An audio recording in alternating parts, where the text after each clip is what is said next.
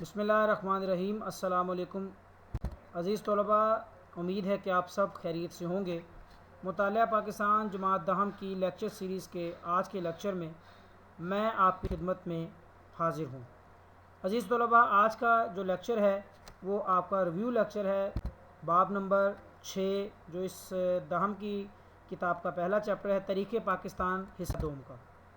اس میں ہم نے جو عنوان پڑھے وہ ذوالفقار علی بھٹو کا دور، اس میں ہم نے دیکھا جو 1971 سے 1970 کے دوران جو ہے وہ معاشی اصطلاحات جو بھٹو صاحب نے نافذ کی، اس کا کیا فروٹفل رزلٹ نکلے، کیا اس کی خامیاں تھیں۔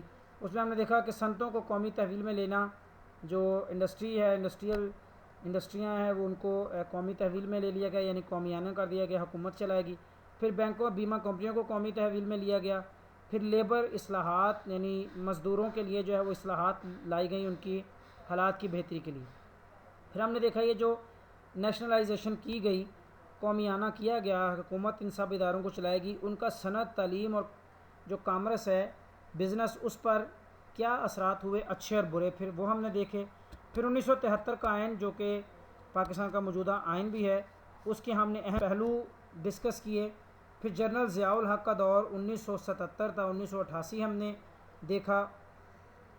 1977 سے 1988 کے جنرل ضیاء الحق کے دور میں جو نفاذ اسلام کے لیے کی جانے والی کوششیں ہیں، اس میں ہم نے وہ دیکھیں۔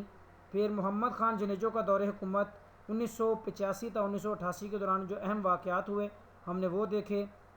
جہاد افغانستان اور مہاجرین کا جو مسئلہ تھا اور پاکستانی معاشرے پر ان کے اثرات، اس جہاد افغانستان اور مہاجرین کا مسئلہ جو ہے، اس کے پاکستانی معاشرے پر کیا اثرات ہوئے وہ ہم نے دیکھے۔ پھر بے نظیر بھٹو کا دور حکومت، جو پہلا دور حکومت دسمبر 1988 تا اگست 1990، وہ ہم نے دیکھا اس پہلے دور میں کیا کیا اہم واقعات ہوئے۔ پھر دوسرا دور حکومت جو اکتوبر 1993 تا نومبر 1996 تھا، اس دوران کیا کیا اہم واقعات ہوئے وہ ہم نے دیکھے۔ پھر میاں محمد نواز شریف کا دور حکومت جو نومبر 1990 تا جولائی 1993، پہلا دور حکومت، اس کے اہم واقعات۔ پھر دوسرا دور حکومت فروری 1997 تا اکتوبر 1999، اس کے اہم واقعات ہم نے دیکھے۔ پھر انہی کے دور میں پاکستان بطور ایٹمی طاقت جو ہے وہ بنا، وہ ہم نے دیکھا کہ وہ کیسے کیسے پاکستان کا ایٹمی پروگرام چلتا رہا۔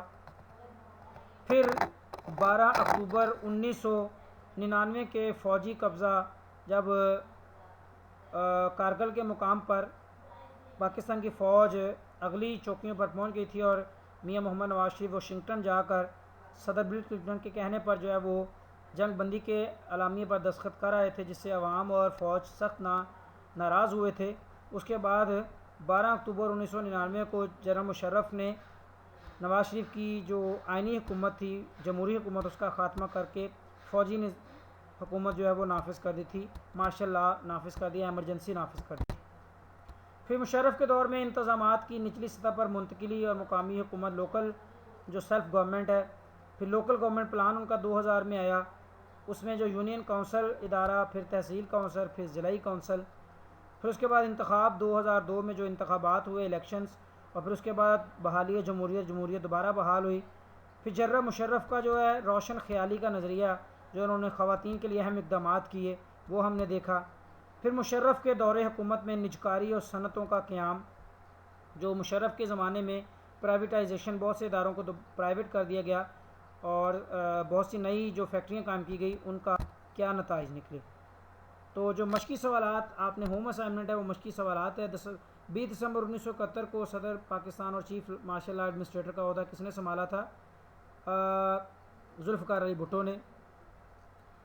یوم تکبیر منایا جاتا ہے 28 مئی کو۔ جنوبی ایشیا میں وائسرائے لارڈ رپن نے ایک ایکٹ کے ذریعے مقامی حکومتوں کا نظام نافذ کیا تھا 1884 میں۔ ملک بھر کے بینکوں میں مسلم کھاتہ داروں سے زکوٰۃ کاٹی جاتی ہے 2.5%۔ ضلع کونسل کی کل تعداد کا 33% مقصود ہے، کس کے لیے؟ خواتین کے لیے۔ قومی اسمبلی کے اراکین کی تعداد ہے کتنی؟ 342۔ پاکستان نے ایٹمی دھماکے کیے تھے کب؟ 1998 میں۔ بینظیر بھٹو کی حکومت نے 1993 میں 5 سالہ منصوبے کا آغاز کیا تھا 8ویں۔ میاں نواز شریف نے موٹر وے کی تکمیل پر اس کا باقاعدہ افتتاح کیا تھا 1998۔ یہ ہے جی آپ کا آج کا عنوان۔ امید ہے کہ آپ کو آج کا ٹاپک اچھے سے سمجھ لگ گیا ہوگا۔ اگلے لیکچر کے لیے مجھے اجازت دیجیے۔ اللہ حافظ و ناصر ہو۔